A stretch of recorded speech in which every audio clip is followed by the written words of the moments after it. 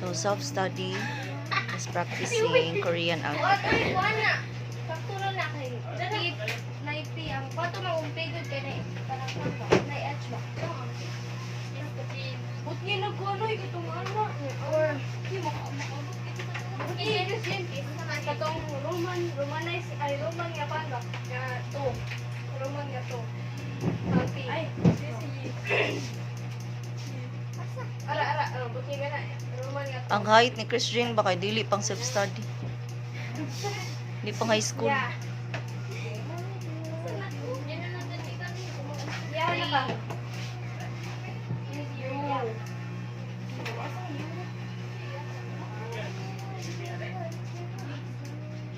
Ano duha man niyo? Duha bitaw na.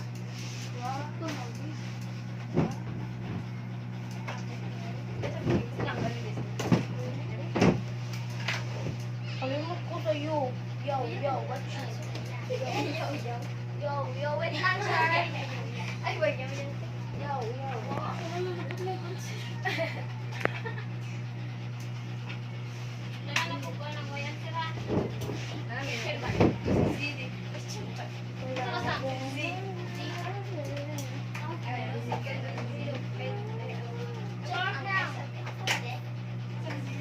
Yeah, I check.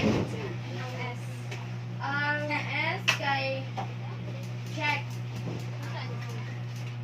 Ang U kay T. Ano ra sa mo? T. Oh, check.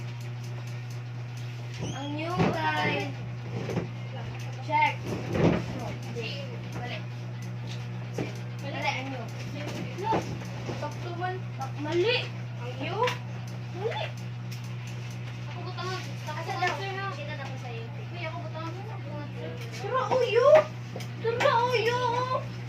Ito. Kimo lagi yu diri. Ari man nag-base. Check na tanan. Number U. Ay, number U. U kay check. Ang V kay Uy, lang na, uy. Ang V kay uy, V diri. Ang V kay check. V ha V. Ang wa kay check. Ang we kay check. Ay. Lagi. Ang we kay check. Ang X kay check. Ang ya kay check. Check na tanan. Ang yo kay check na tanan. Ang U kay check. Ang Y kay check. Oh, check. Ang Z kay Okay, kindly put your scores. Chris Jane, put your score. Ay. Kuanday, return it to the owner. Ibalik sa owner ang papers. U. Then put your scores in the board. Pili over. Over. Para ko gihap.